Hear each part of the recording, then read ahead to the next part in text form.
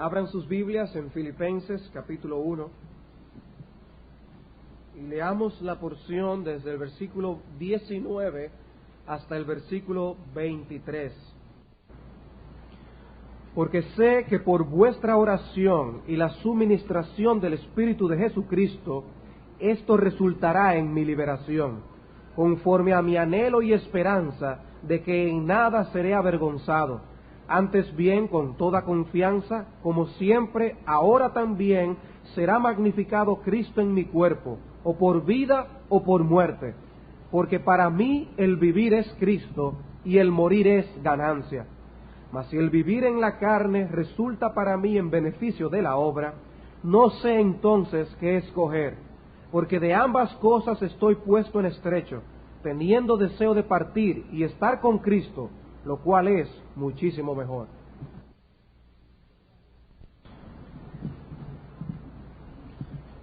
Textos como Mateo capítulo 6, versículo 33, y Lucas 10, versículo 42, los cuales dicen: mas buscad primeramente el reino de Dios y su justicia, y todas estas cosas os serán añadidas. Y también: Marta, Marta, afanada y turbada estás con muchas cosas, pero solo una cosa es necesaria, y María ha escogido la buena parte, la cual no le será quitada. Son textos que nos hablan de prioridades. Las Escrituras nos hablan de prioridades. Son versículos como estos los que nos muestran cómo muchas veces nuestras prioridades no son las prioridades de Dios. Conocemos que debemos buscar primeramente los asuntos que tienen que ver con el reino de Dios. Sabemos que lo que nos es más necesario es estar en los asuntos, en los negocios de nuestro Padre Celestial. Reconocemos que María ciertamente escogió la buena parte que no le sería quitada. Sin embargo, podemos nosotros declarar hoy, con limpia conciencia, que esas prioridades se manifiestan abiertamente en nuestras vidas. Es cierto que estamos buscando primeramente el reino de Dios y su justicia. Hay ciertas señales que podemos mencionar que nos sirven como instrumento de medida para determinar el grado de dedicación que nosotros tenemos para con Dios. ¿Qué cosas tienes tú como tu gran tesoro en la vida? Jesús dijo: donde esté vuestro tesoro, allí estará también vuestro corazón. Mateo 6, 21. ¿Dónde entonces puedes tú decir que está tu corazón? ¿En el placer? ¿En el dinero? ¿En el éxito? ¿En dónde está tu corazón?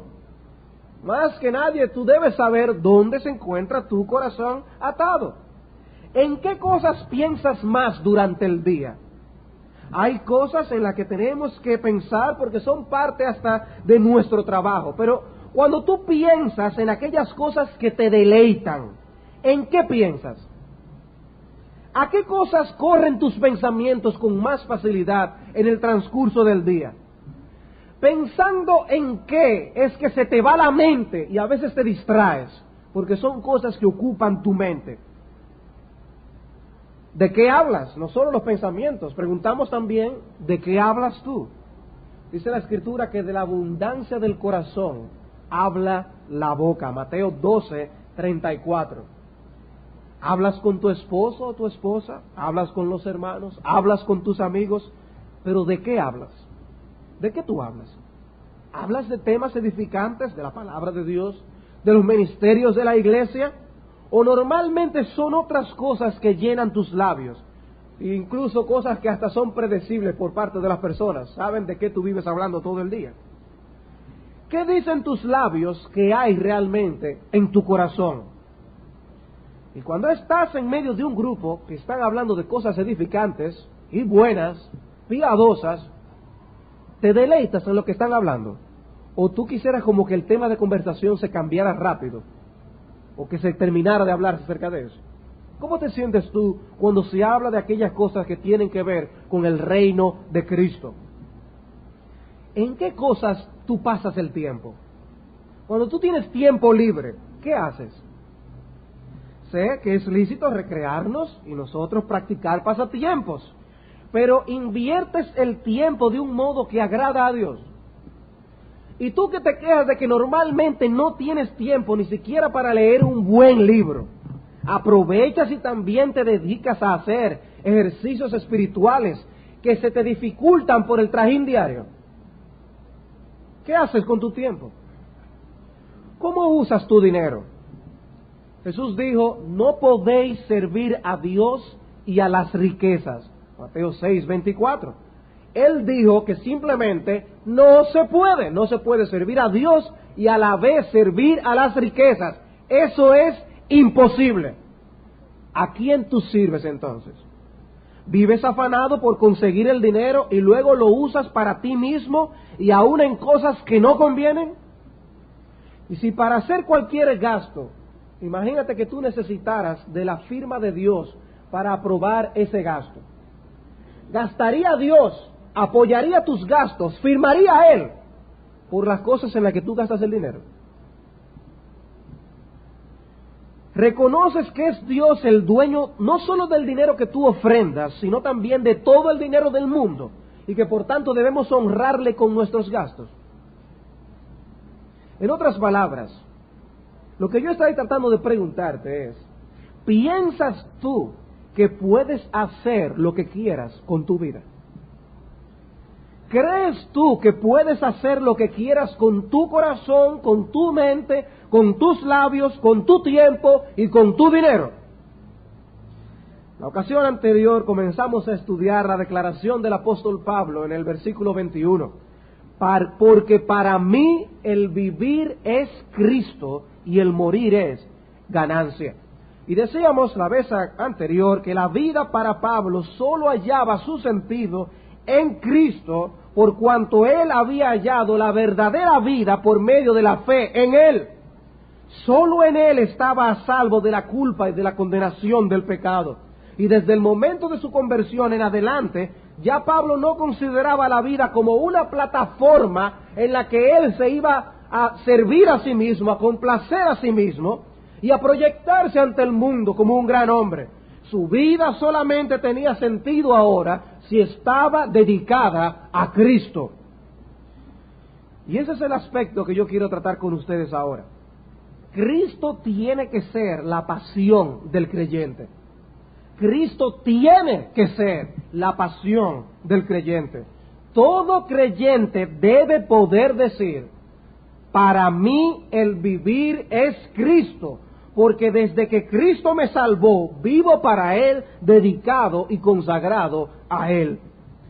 Pablo está explicando en el texto la razón por la cual Él está dispuesto incluso hasta a morir, si así Cristo va a ser magnificado. Versículo 20, conforme a mi anhelo y esperanza de que en nada seré avergonzado, antes bien con toda confianza, como siempre, ahora también será magnificado Cristo en mi cuerpo, o por vida o por muerte. Dice, esa es mi esperanza, que Cristo sea glorificado, magnificado, sea por vida o sea por muerte. ¿Y por qué, Pablo? Porque para mí el vivir es Cristo y el morir es ganancia. Y explica la razón por la cual él está dispuesto aún a ir hasta la muerte por causa del Señor. Cristo era su pasión y eso afectaba el modo de su vida. Cómo él se desenvolvía en la vida quedaba afectado por el hecho de que Cristo era su pasión. Y uso la palabra pasión porque creo que es un término que podemos entender de lo que nos estamos refiriendo.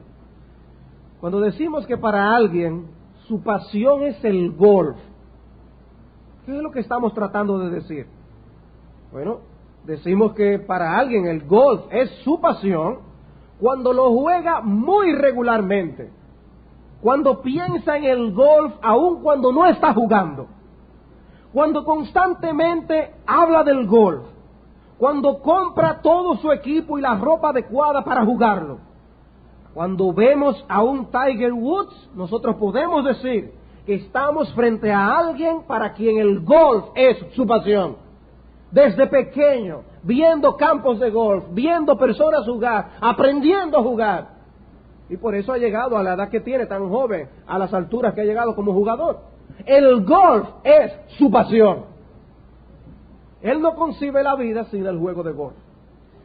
Cuando decimos que para alguien su pasión son las flores, para usar un término ahora con el que se identifiquen las féminas, cuando vemos que invierte su dinero en las flores más hermosas y lo hace con gusto, mientras no gastaría esa misma cantidad de dinero en otras cosas, le diría a otro, y tú gastas ese dinero en esas cosas, pero está dispuesto a gastarlo en las flores. Su pasión son las flores. Tiene todo tipo de orquídeas, se aprende los nombres de todas, asiste a conferencias, es miembro de una sociedad de botánica, y pocos disfrutan de un paseo por uno de los jardines como ella lo disfruta. Es una persona para quien las flores son su pasión. Tiene las mejores revistas sobre esto y lee los principales libros. Cómo cultivar, cómo cuidar, tiene todas las herramientas para que sembrar la flor adecuada en el lugar adecuado y tenerlo en el ambiente adecuado. Porque las flores son su pasión. Y para esa persona, la vida sin las flores no tiene sentido. No tiene sentido. Podemos decir que cuando estamos viendo esto, estamos delante de alguien para quien su pasión son las flores. Pues del mismo modo, en ese sentido es que estoy utilizando la expresión de que para el creyente, Cristo es su pasión. Debe ser su pasión. La Biblia no concibe al creyente como alguien que puede o no estar apasionado con Cristo. No concibe tal realidad. El vivir es Cristo. Su corazón es de Cristo, piensa en Cristo y en las cosas de Cristo, habla de Cristo, invierte su tiempo y su dinero en el reino de Cristo. Cristo es la vida del creyente. En la epístola siguiente, en la epístola a los Colosenses, en el capítulo 3, versículo 4, dice lo siguiente: cuando Cristo, vuestra vida, se manifieste, entonces vosotros también seréis manifestados con Él en gloria. Y hablando de la realidad espiritual en la que se encuentran los creyentes, todos los creyentes de Colosas, Pablo dice que Cristo es vuestra vida. Y yo podría decir, con la corroboración de la palabra de Dios, que todos los cristianos, los creyentes sentados aquí en esta ocasión, tienen a Cristo como su vida. Cristo es vuestra vida. Y lo que pienso compartir con ustedes son dos argumentos de por qué Cristo es la pasión del creyente. Dos argumentos de por qué Cristo es la pasión del creyente. Y el primer argumento es el siguiente: las Escrituras nos muestran que por derecho Cristo debe ser la pasión del creyente. Las Escrituras nos muestran que por derecho Cristo debe ser la pasión del creyente. Cristo murió para consagrarnos a Él. El cristiano ya no vive consagrado a sí mismo. El propósito de la muerte de Cristo contemplaba el hecho de que haya un cambio de dedicación en la vida. Él se encarnó y sufrió como hombre hasta el punto de morir en la cruz, para que ahora el foco y el centro de nuestra vida no seamos nosotros mismos, sino Él. Para eso vino, se encarnó y murió en la cruz del Calvario. En otras palabras, lo que Cristo hizo en la cruz del Calvario por los suyos nos garantiza el hecho de que habrá un cambio de prioridades en los que creen en Él, que habrá un cambio en el centro y en el motivo de la vida. Mientras antes el centro era yo mismo y mis circunstancias, la persona que nace de nuevo tiene a Cristo en el centro, y esta es una de las implicaciones de la frase: para mí el vivir es Cristo. Cristo es el centro alrededor de lo cual gira todo lo demás en la vida. Él es mi vida. Romanos capítulo 14, versículos 6 al 9. Es un capítulo que trata acerca del tema de la libertad cristiana. de aquellas cosas que el Señor no necesariamente ha prohibido ni ha mandado en las Escrituras, cosas que quedan bajo el juicio de cada creyente en particular, y dando directrices acerca de esto. Dice el versículo 6, el que hace caso del día, y está hablando aquí de días que celebraban los judíos ceremoniales, el que hace caso del día lo hace para el Señor, y el que no hace caso del día para el Señor no lo hace. Habían fiestas judías que algunos creyentes, después de creer en Cristo, todavía seguían celebrando algunas de estas fiestas, pero no era necesario. Entonces algunos hacían caso del día, otros no lo hacían, y Pablo está hablando acerca de esto y dice, el que come, para el Señor come, porque da gracias a Dios, y el que no come, para el Señor no come y da gracias a Dios. Sea una cosa o la otra, los dos lo están haciendo con una motivación en mente, para la gloria de Cristo. Es para el Señor que comen o no comen. Uno glorifica al Señor de una manera, el otro glorifica al Señor de la otra manera. Los dos tienen el interés, el deseo de que Cristo sea el centro de su actividad. Y sigue diciendo, porque ninguno de nosotros vive para sí y ninguno muere para sí. Pues si vivimos, para el Señor vivimos, y si morimos, para el Señor morimos. Así pues, sea que vivamos o que muramos, del Señor somos. Porque Cristo para esto murió y resucitó y volvió a vivir, para ser Señor, así de los muertos como de los que viven. ¿Qué es lo que está enseñando el apóstol Pablo aquí? Aún en el área de la libertad cristiana, Cristo es el Señor de nuestra vida. El centro de nuestra vida es Cristo, aún en cosas que Dios no ha prohibido ni mandado en su palabra. Todo lo que hacemos debe ser hecho para la gloria del Señor. Y pone este ejemplo, donde había controversia en la iglesia de Roma, de algunos que pensaban que ciertas cosas podían ser comidas, otros pensaban que esas cosas no debían ser comidas, algunos que decían que ciertos días festivos judíos debían ser celebrados y otros que decían que no. Entonces Pablo está diciendo, sea lo que sea que hagan, aún en estas cosas donde la Biblia no ha declarado formación abierta, háganlo para que Cristo sea glorificado en ello. Busquen la gloria de Dios. ¿Y por qué? ¿Cuál es la razón, Pablo, por la que debemos nosotros hacer esto? Porque ninguno de nosotros vive para sí. Ninguno. No está diciendo aquellos hermanos consagrados que han crecido espiritualmente, son aquellos que realmente ya no viven para sí, no. Está diciendo que los creyentes en general, ninguno vive para sí. Ninguno vive para sí. ¿Por qué? Porque Cristo es el Señor. Para el Señor vivimos y morimos.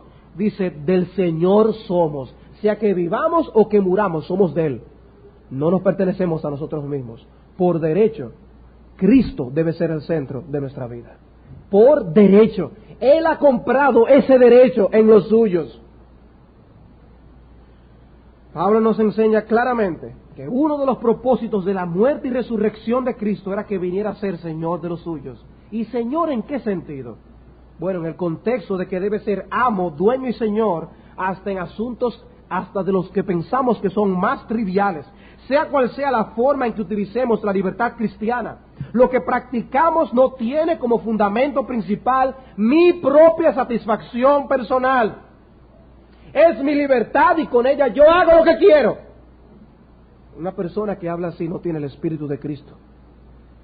Una persona que habla así no tiene el Espíritu de Cristo, porque dice que ninguno de nosotros vive para sí. Vivimos para aquel que es nuestro Señor. Y el texto lo dice claramente. ¿En qué sentido va a regular el uso de la libertad cristiana el hecho de que para nosotros el vivir sea Cristo? Bueno, hermanos, en que nos llevará a no hacer nada que pueda ser de tropiezo al otro. Y para eso nosotros no podemos estar viviendo para nosotros mismos. Es imposible. Versículo 13 allí mismo en Romanos 14. Así que ya no nos juzguemos más los unos a los otros, sino más bien decidid no poner tropiezo u ocasión de caer al hermano. O sea, no es un asunto de que yo siento que quiero hacerlo.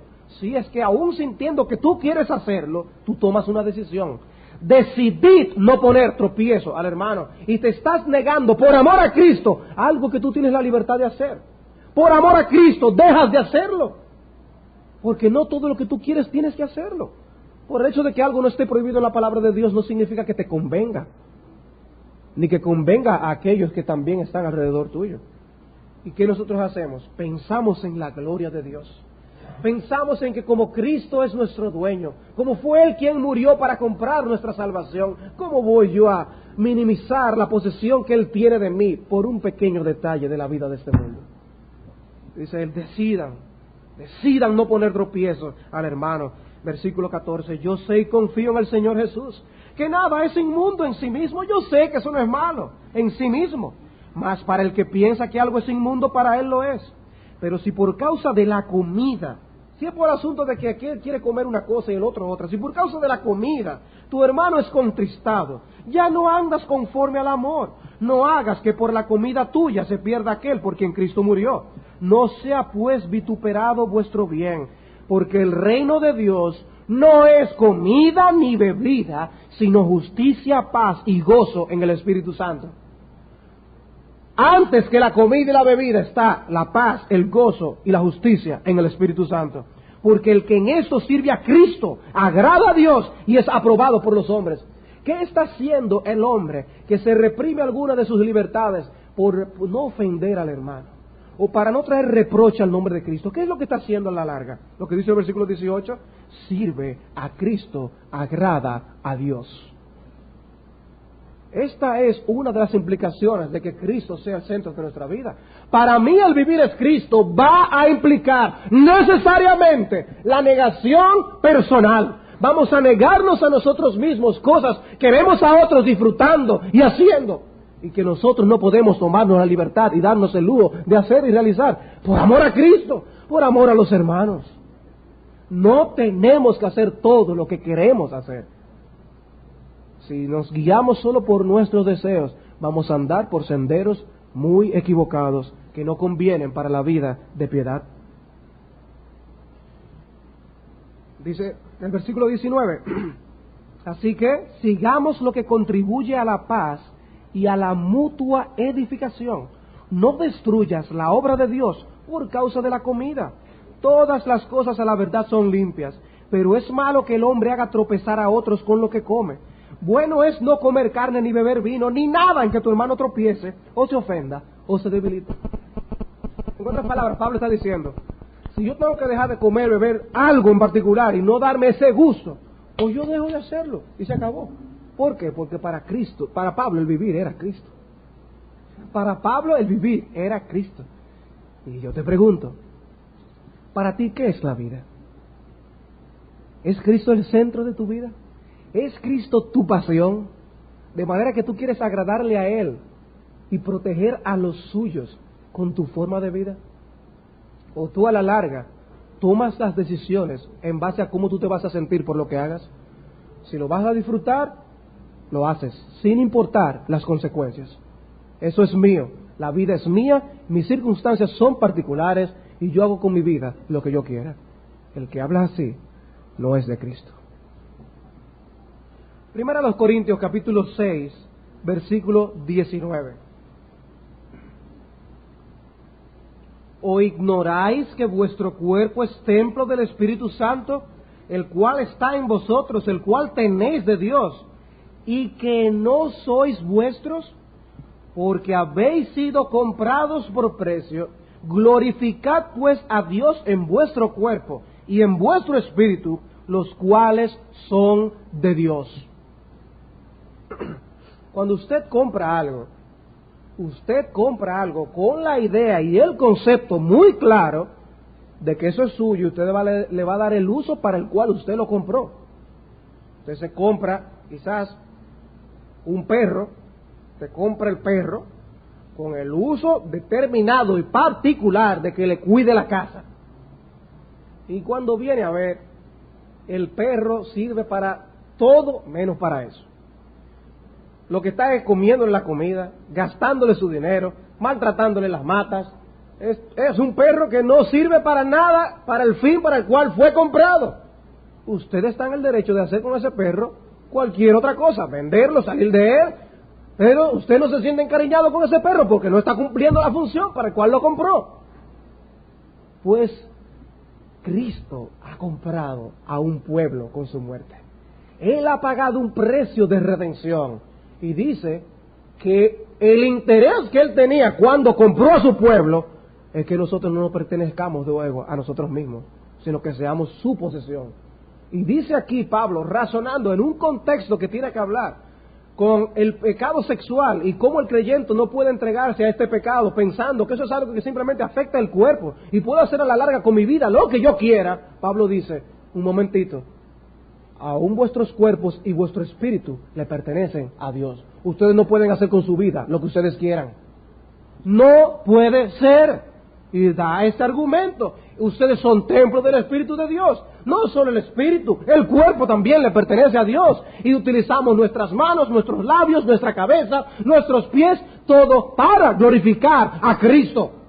No podemos hacer, no tenemos derecho a hacer con nuestro cuerpo lo que queramos. Cristo nos compró. Cristo nos compró. Dice Hechos 20:28 que Cristo compró a la iglesia con su sangre. La iglesia le pertenece al Señor. Tú perteneces a la iglesia, tú le perteneces a Cristo. Tú eres propiedad de Cristo. Y el argumento práctico que Pablo está trazando aquí en 1 Corintios 6 es que eso tiene repercusiones prácticas en la hora de conducirnos nosotros en nuestra vida diaria, aun cuando estemos solos.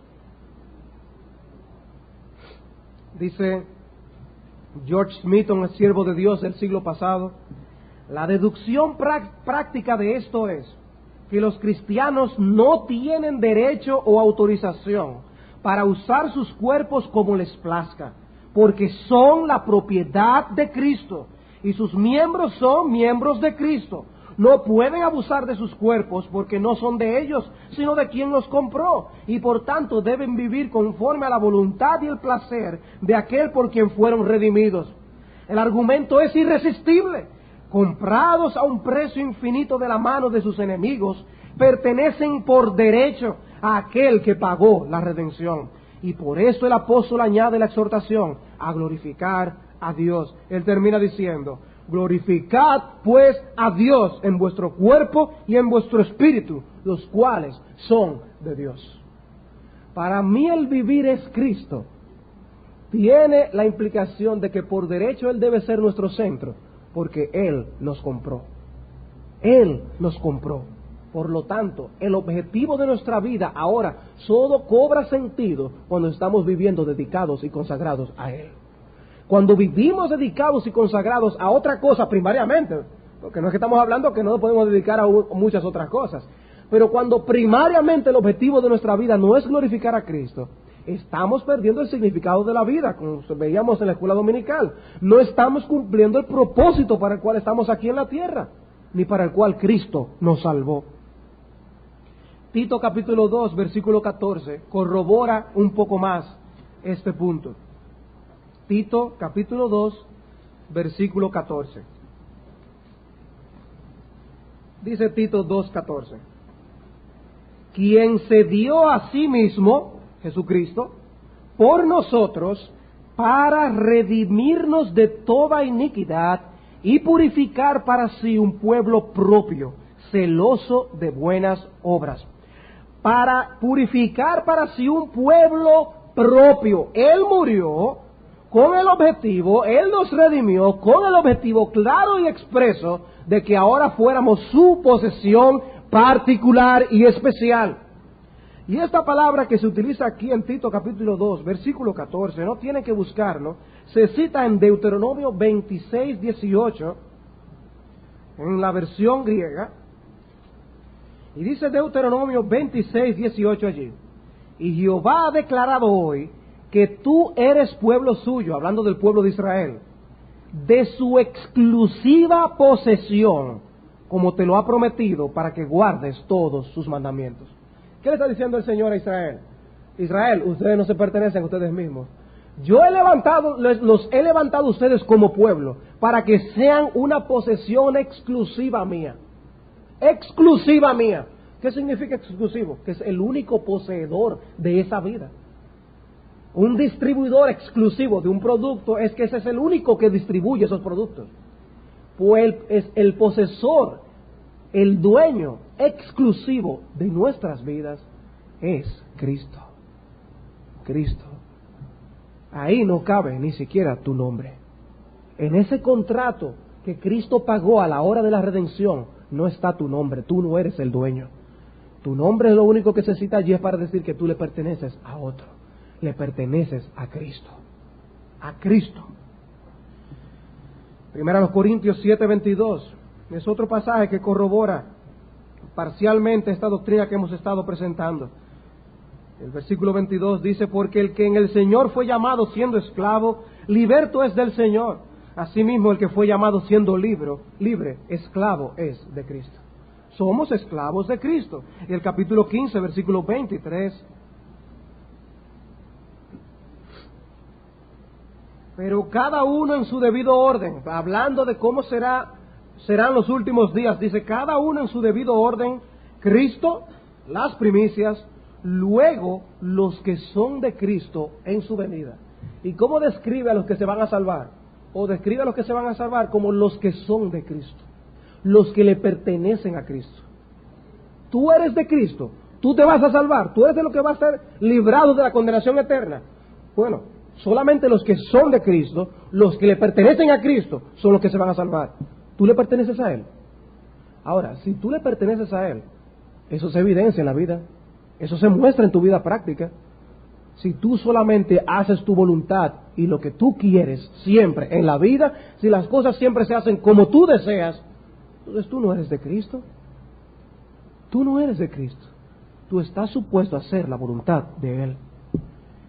El texto que se leyó al inicio de nuestro tiempo de adoración en Apocalipsis capítulo 5 evidencia claramente que la canción de los redimidos le atribuirá toda honra, gloria y honor a Cristo, porque fue Él quien nos salvó.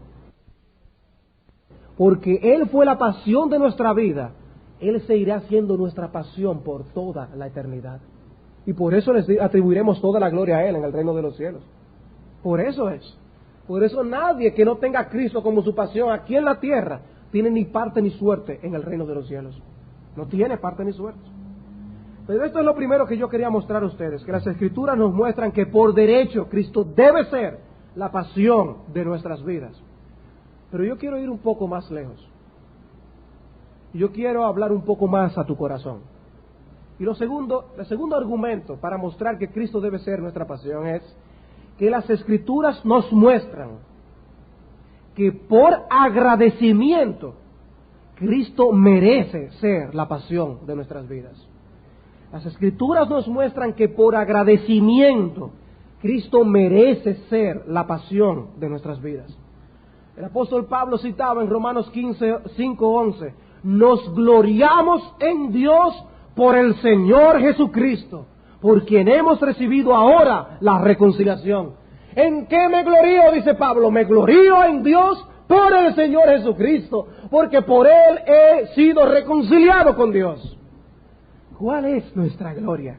¿De qué nos enorgullecemos? ¿De qué nos gloriamos en la vida? ¿Qué nosotros mostramos a los hombres para decir, eso es mi gloria? ¿Muestras tus posesiones? Lo que tú tienes, eso es lo que muestra lo que significa para ti la vida. ¿Muestras quizás hasta tu familia? La familia hermosa y grande que Dios te ha dado es lo que tú muestras como la gran gloria en tu vida. ¿Qué es? ¿Muestra tu profesión? ¿Muestra tu trabajo? Esa es tu carta de recomendación. ¿Te enorgulleces en que tienes personas en autoridad que son conocidos tuyos? ¿En qué te glorías? Dice Pablo, el creyente se gloría en Cristo. Cristo es nuestra gloria. Y eso tiene implicaciones prácticas. Lo que Dios ha hecho por nosotros, enviando a su Hijo Jesucristo, trabaja en nuestro corazón agradecimiento. Y esa gratitud se traduce en actos que dan gloria a su nombre y evidencian que Cristo es nuestra pasión. Romanos capítulo 12, versículos 1 y 2.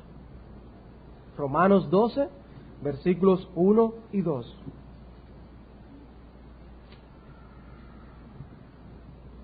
Así que, hermanos, os ruego por las misericordias de Dios, que presentéis vuestros cuerpos en sacrificio vivo, santo, agradable a Dios, que es vuestro culto racional. No os conforméis a este siglo, sino transformaos por medio de la renovación de vuestro entendimiento, para que comprobéis cuál sea la buena voluntad de Dios, agradable y perfecta. Las personas de aquella época tenían más claro y pendientes el hecho de los sacrificios que se daban a favor de Dios. Las personas sacrificaban animales, daban ofrendas de cierto tipo, estaban más apercibidos de este lenguaje. Pablo aquí nos está diciendo que nosotros debemos sacrificarnos a nosotros mismos para Dios, como si nos tomáramos a nosotros mismos, nos pusiéramos sobre un altar y estuviéramos dispuestos a morir para la gloria de Dios. Ahora, ¿cuál es la motivación que pone aquí el apóstol Pablo para que nosotros hagamos una cosa semejante? Porque lo que nos está diciendo aquí es que nosotros debemos morir sacrificados en el altar de Dios. Morir en el término figurativo lo estoy expresando. Debemos morir figurativamente a nosotros mismos y vivir para Cristo. ¿Pero por qué razón? Anteriormente vimos, porque a Él le pertenece por derecho. Ahora yo quiero que veamos que a Él también le pertenece, a modo de gratitud de parte nuestra. Pablo dice, os ruego por las misericordias de Dios. Doy gracias al Señor porque la clase del hermano Marcos preparó el terreno para el sermón de ahora. Porque vimos una serie de privilegios que nosotros tenemos en Cristo, posesiones nuestras en Cristo, cosas que nosotros hemos recibido simplemente por amor a su nombre. Él lo hizo para su gloria, para su honra, no por nada bueno que Él vio en nosotros mismos, y nos salvó de una vana manera de vivir, de una condenación eterna en el infierno. Y dice que ahora, por las misericordias de Dios, teniendo en mente todas estas cosas que Dios ha hecho y que narra el libro de Romanos antes a este capítulo 12, dice, por todo esto, nosotros debemos en gratitud reaccionar, responder con una vida dedicada a Dios. Y nosotros morimos a nosotros mismos en el altar de Dios. Somos sacrificados y ahora vivimos para la gloria de Dios. Pero me temo que aún con muchos que profesan fe en Cristo y tener a Cristo como su Salvador, todavía están muy vivos y coleando, como dicen, y quedan muchos de ellos y mucho de satisfacción personal al cual no se le ha dado muerte. Realmente Cristo para ti es la vida. ¿Has muerto tú en el altar sacrificado para Dios? ¿Puedes tú realmente hacer un repaso mental y decir que hay cosas que tú te has negado por amor a Cristo? Que hay cosas que ciertamente tú te has limitado a ti mismo por amor a Cristo.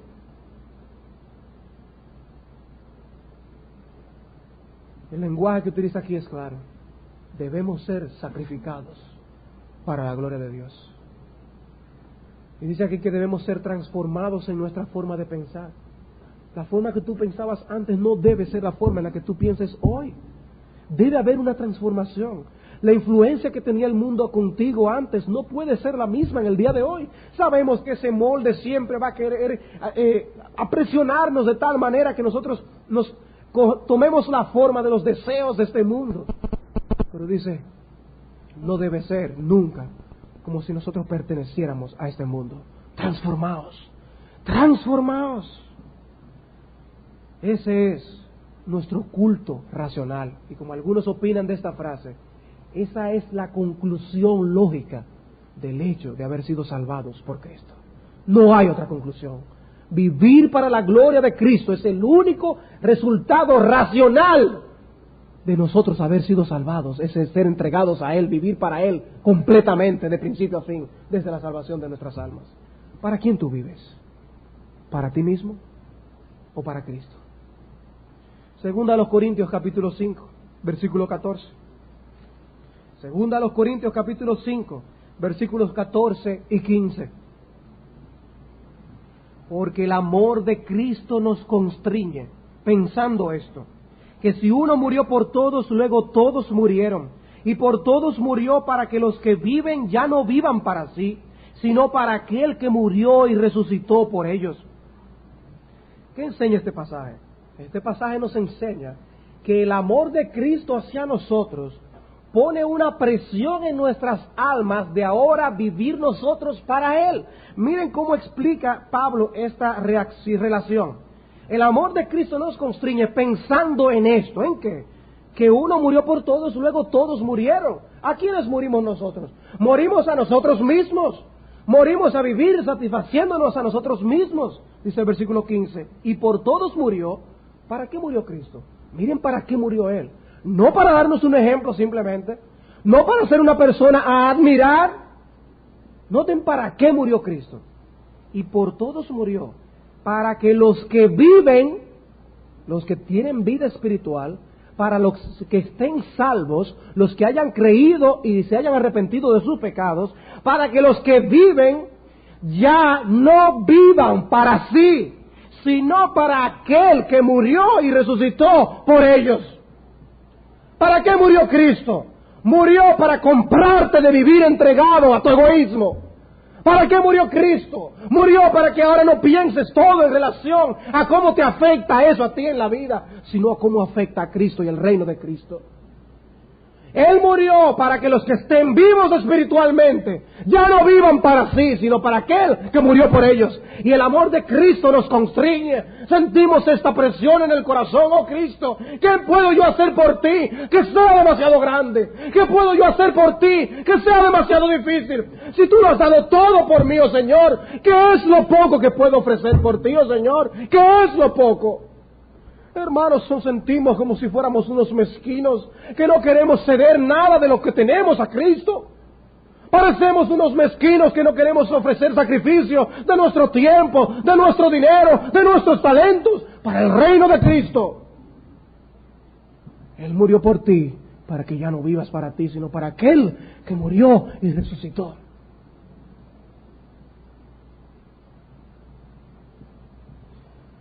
Sea que comamos o que vivamos, dice la Escritura, todo debe ser hecho para la gloria de Dios.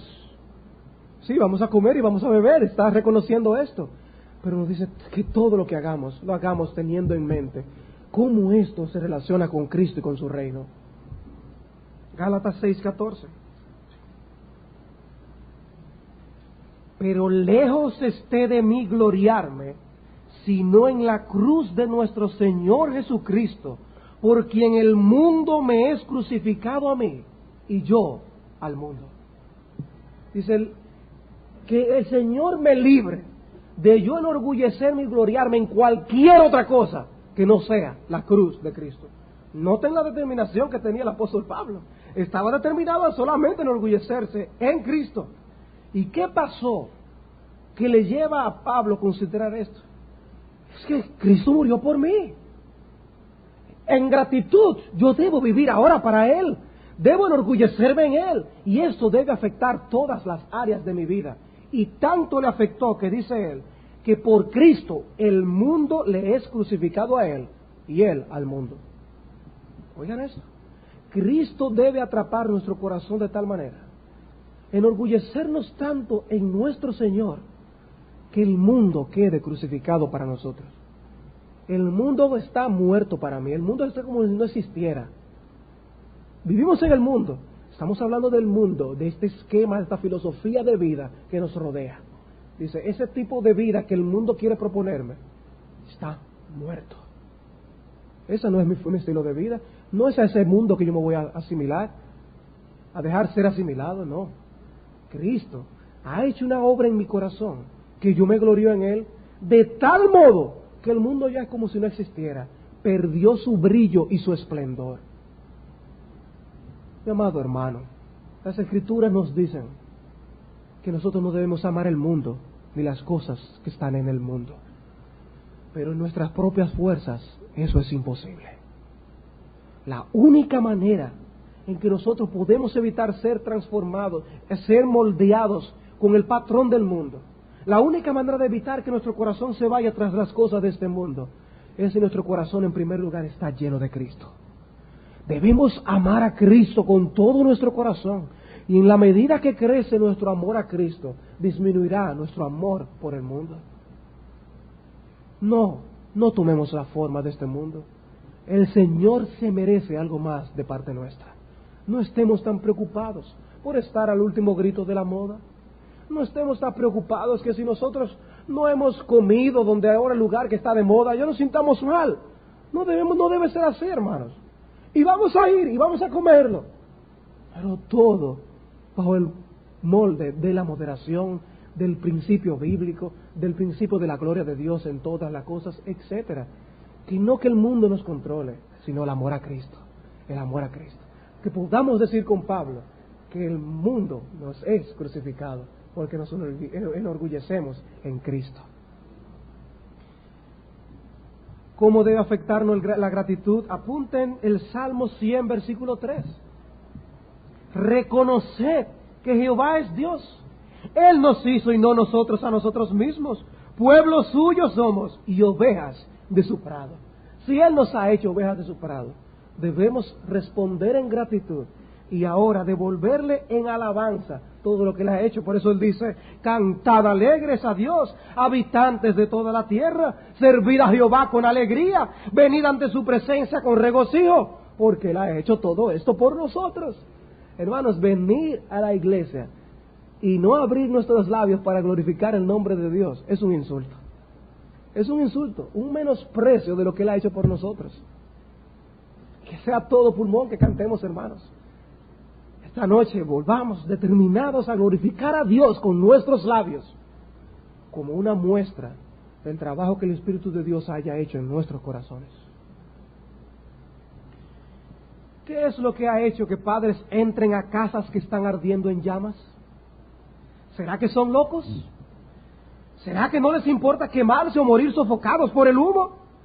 No, sabemos que no es locura. Sabemos que es el amor por los hijos que están adentro. Eso es lo que les mueve. Por eso toman el riesgo sin importar lo que les pase. Porque el poder del amor logra eso y más.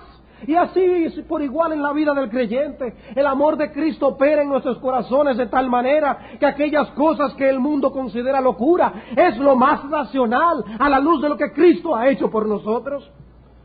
Si Él nos ha dado la vida eterna, vamos a ser mezquinos como para considerar sacrificio lo poco que estamos haciendo. Admiramos la devoción de Lutero, de Calvino, de Spurgeon, pero ¿no merece Cristo la misma devoción de nuestra parte? ¿Es que nosotros no debemos darle eso? Ellos tuvieron 1000 obstáculos y dificultades, pero nada les detenía. No dejemos que cualquier cosa apague el fuego de nuestro amor por Cristo. Por cualquier cosa nosotros dejamos de hacer cosas que son para la gloria de Dios. Por cualquier achaque nosotros lo detenemos y no vivimos para exaltar su nombre y proclamar el Evangelio. Por cualquier cosa nos excusamos y no estamos presentes con los hermanos. Por cualquier cosa no oramos ni leemos. Por cualquier cosa no hacemos lo que debemos para la gloria del Señor. El amor de Cristo debe ser una presión que nos impulse incansablemente a una vida agradecida y dedicada a Él. Decía el puritano Thomas Vincent, la vida del cristianismo consiste mucho en nuestro amor a Cristo. Sin amor a Cristo estamos tanto sin vida espiritual como un cuerpo muerto está sin vida natural cuando el alma le deja. Fe sin amor a Cristo es una fe muerta, y un cristiano sin amor a Cristo es un cristiano muerto. Muerto en delitos y pecados. Sin amor a Cristo podemos tener el nombre de cristianos, pero estamos completamente desprovistos de la naturaleza. Podemos tener la forma de la piedad, pero estamos completamente sin el poder de la piedad. Dame tu corazón, es el lenguaje de Dios a todos los hijos de los hombres. Y dame tu amor, es el lenguaje de Cristo a todos sus discípulos. Y está citando allí el libro de Proverbios cuando un padre le dice a su hijo, dame tu corazón.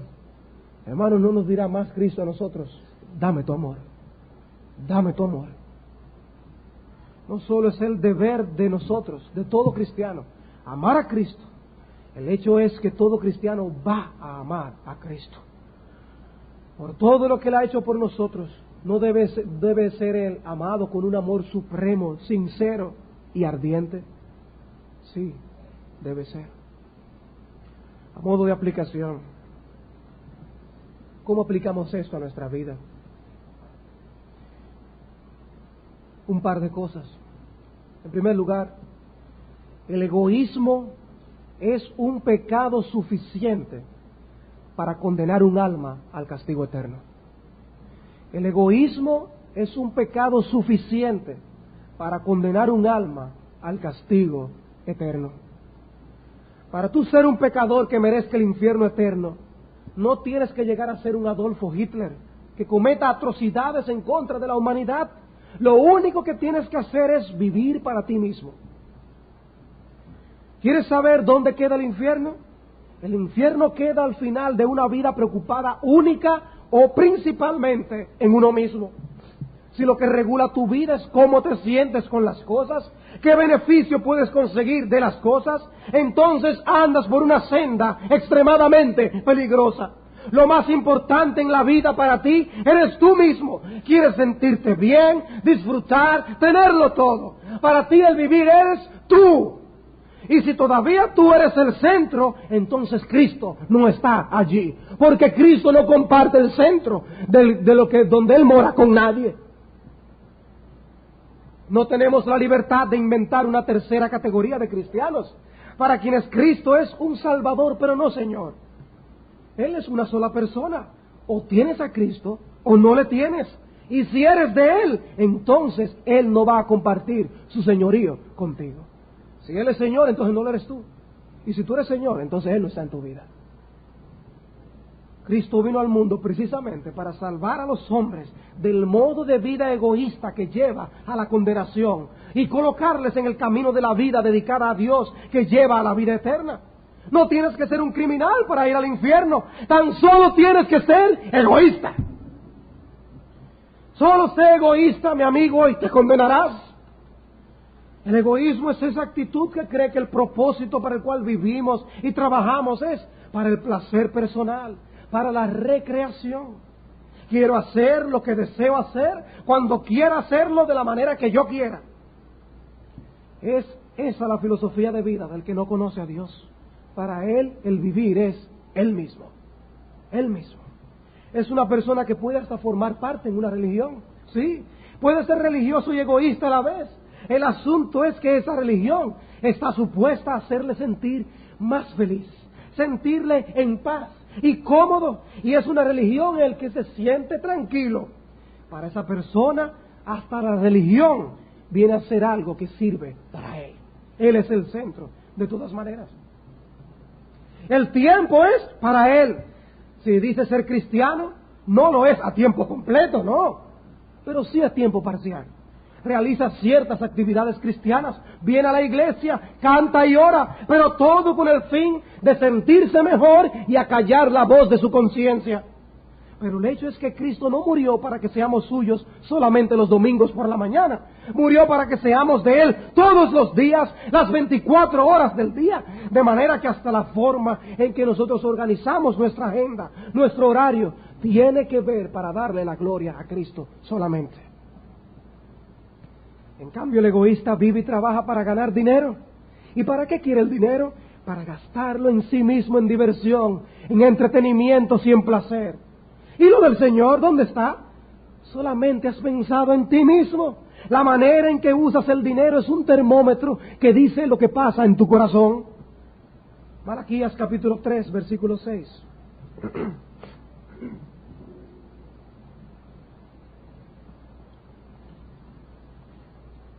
Malaquías 3, 6.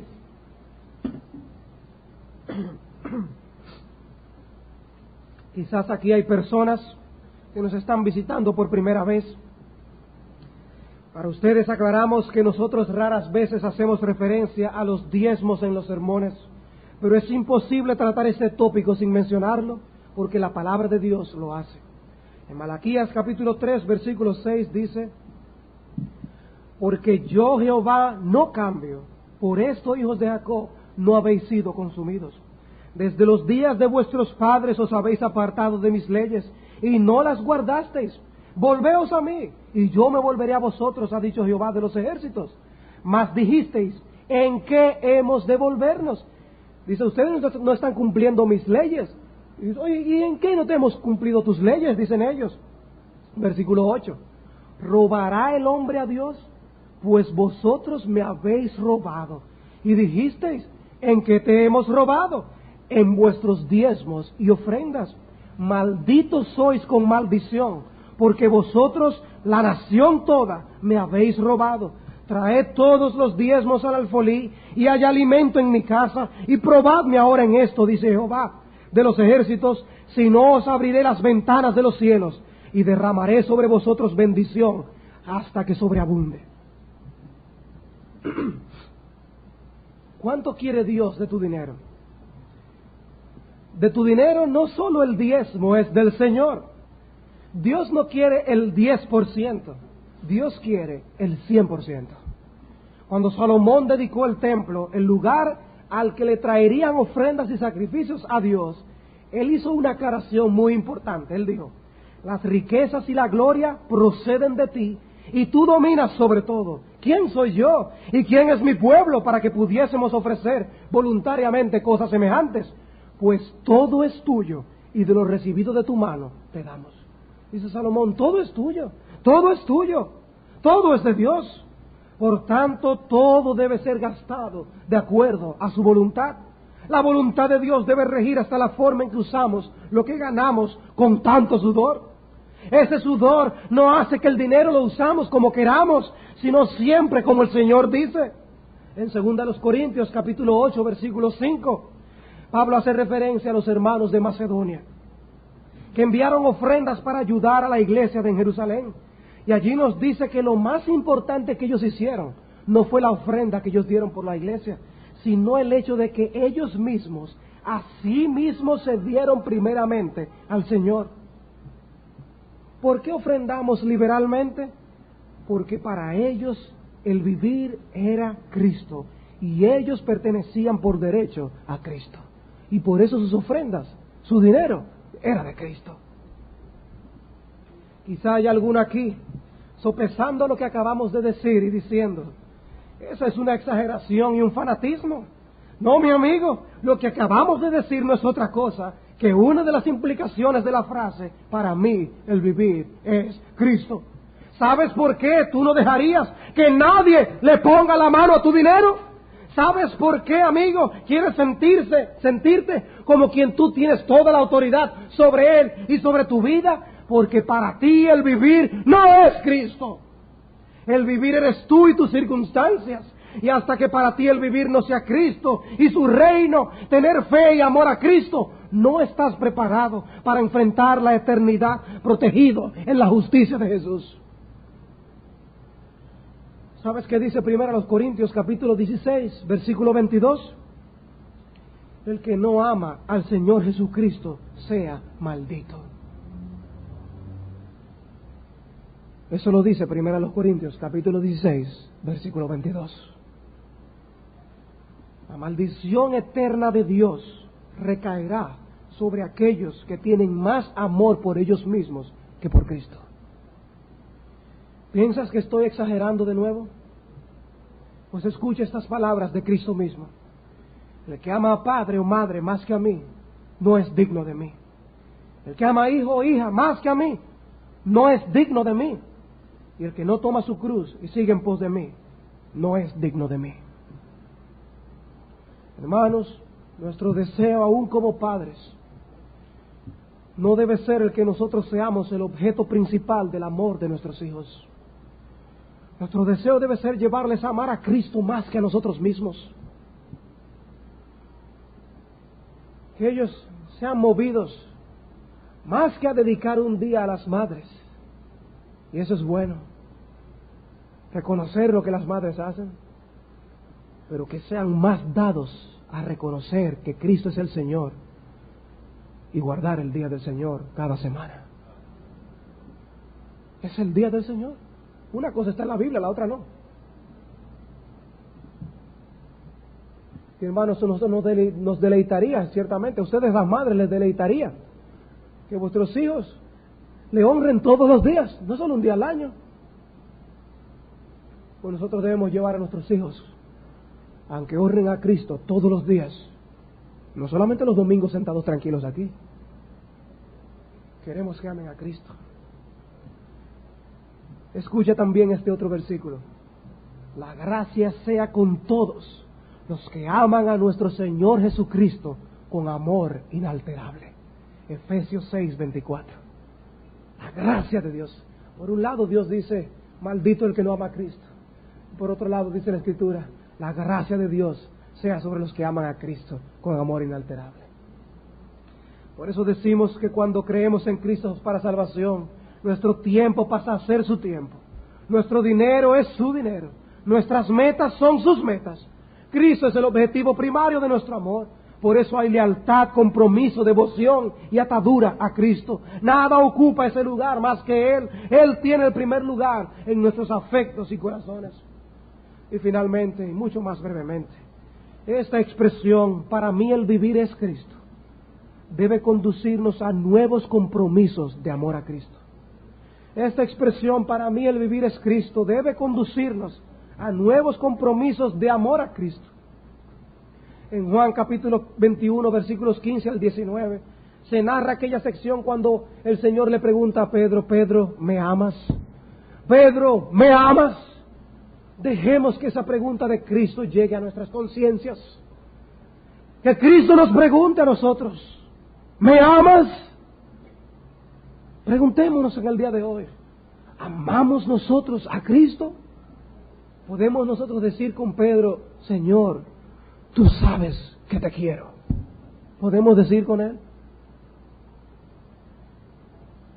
En Apocalipsis capítulo 2, versículo 4, el Señor escribe una carta a la iglesia de Éfeso y a ellos les dice, tengo contra ti que has dejado tu primer amor. ¿Cómo está tu amor por Cristo? Cristo le dijo a esa iglesia, arrepiéntete de donde has caído. Arrepintámonos de haber dejado el primer amor. Confesemos la frialdad de nuestros corazones y vivamos entregados a Él. Él merece toda la honra, la gloria y el honor. Puestos los ojos en Jesús, el autor y el consumador de nuestra fe. A Él sea la gloria y el honor. Amén. Vamos a orar. Señor y Padre nuestro, te damos gracias por tu palabra. Gracias porque tú también vienes a esta iglesia y nos dices que demandas que avivemos el fuego del amor por nuestro Señor Jesucristo. Te oramos, oh Dios, y te pedimos que perdones nuestros pecados.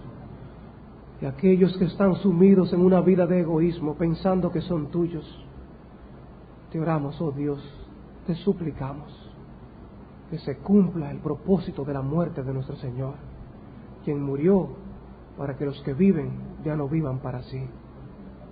Ten misericordia de nosotros.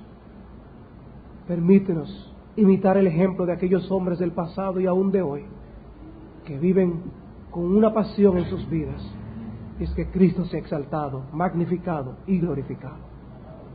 Te pedimos esto en el nombre de Jesús, nuestro Señor. Amén.